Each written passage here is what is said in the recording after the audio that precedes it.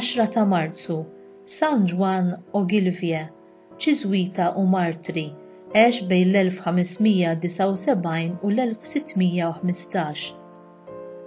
Dan il-qaddis kien bin il-baruni ta' Drumnachit fl-Iskozja, kien imrobbi bħala kalvinista, kien mibgħut jistudja fi Franza u hawn bħala student beda jinteressa ruħu fuq il-kontroversji reliġjużi li kienu jifirdu lill-qrabatu.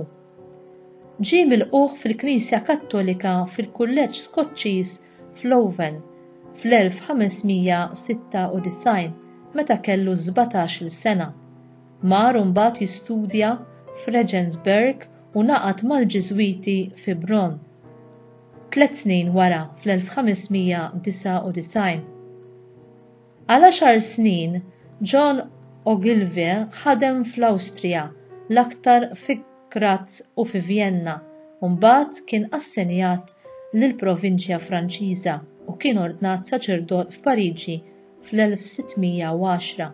Minn dak iż-żmien xtaq u talab li jindubat lura jaħdem f'pajjiżu fl-Iskozja. Xewqtu ġiet maqtuwa fl-1613. Minħabba l-liġijiet kontra s-saċerdoti insara u ivvjaġġa bl-isem ta' John Watson bħala negozjant ta' żwiemel jew bħala soldat. U sab li ħafna nobli Skoċċiżi aċċettaw reliġjon Protestanta almenu minn barra u ma kinux lesti jgħinu saċerdot ipprojbit. Billi f'pajjiżu ma tantx irnexxa, John mar Londra biex jikkuntattja wieħed mill-Ministri tar-Re u mbagħad mar Pariġi għal konsultazzjoni imma qalulu biex jirritorna lura fl-Iskozja kif fil-fatt għamel. F'Edinburgh hu għad għand wieħed avukat u għamilha taqalliem għal ibnu, jamministra s-sagramenti lill-ġemgħa ta' Kattoliċi, jippriedka u jżur il-ħabsijiet. Iżda wara 11-il xahar ġie mikxuf u arrestat fi Glasgow. Għadda 5 xhur fil-ħabs fejn kien maħqur billi ma jagħtuh xi jiekol u ma jħalluhx jorqod. Qatawlu xaru u għadbuh repetittivament fl-art. Darba nżamm imqajjem għal 8 ijiem sħaħ f'attentat biex jikxef ismijiet ta' Kattoliċi oħra. Mill-ħabs irnexxielu joħroġ b'kuntrabandu. San Ġwann ġie ikkundannat għal tradiment high treason imma offrew li jiġi meħlus u ħafna benefiċċji għoljin kieku kellu jiġħad ir-reliġjon tiegħu, billi ma aċċettax u kien mgħallaq fi Glasgow minħabba d-difiża tiegħu tas-supremanza tal-Papa. Fl-10 ta' Marzu 1615 meta kellu 36 sena. Iddikjarah qaddis il-Papa Pawlu VI fl-1976.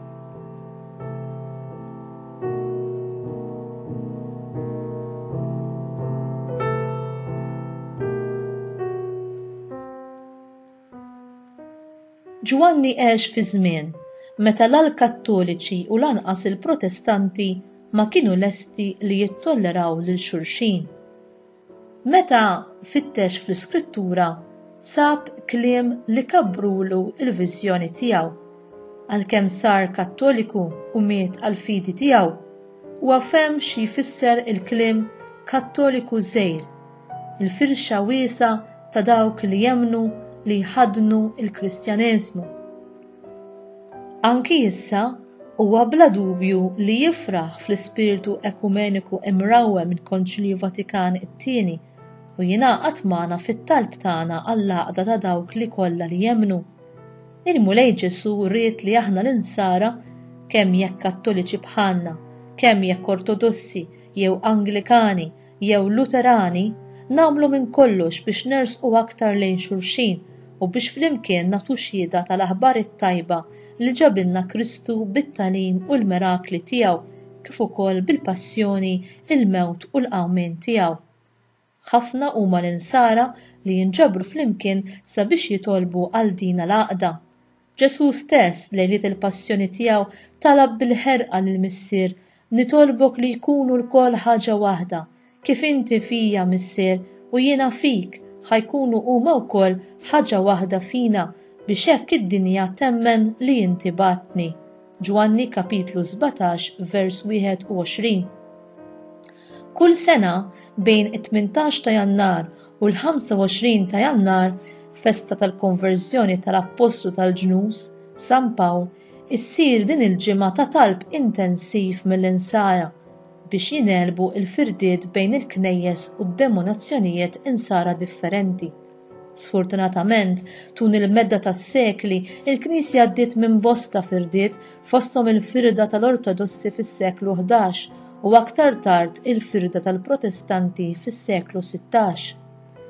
Jeħtieġ li ngħixu b'impenn il-fidi tagħna hekk li ngħadduha lill-ġenerazzjonijiet ta' warajna. Jekk aħna ma ngħixux il-fidi tagħna, din tmut u l-ġenerazzjonijiet futuri ma jkollhomx iċ-ċans li bħalna jduqu tjubija u l-kobor tal-imħabba ta' Alla għalina f'ibnu Ġesu. L-impenn tagħna ma jridx jieqaf meta tintemm il-ġimgħa ta' talb għall-għaqda tal-insara, imma jrid ikun iżjed minn hekk, irridu nkomplu nitolbu u fuq kollox irridu nkunu nikbru fl-imħabba għal xulxin, l-għaqda li Ġesu jrid fil-Knisja tiegħu u li aħna tant nixtiequ timbena fuq l-imħabba. L-għaqda sseħħ jekk aħna ma neqfux fuq id-differenzi ta' bejnietna inna nfittxu nelbu dawn id-differenzi bl-imħabba.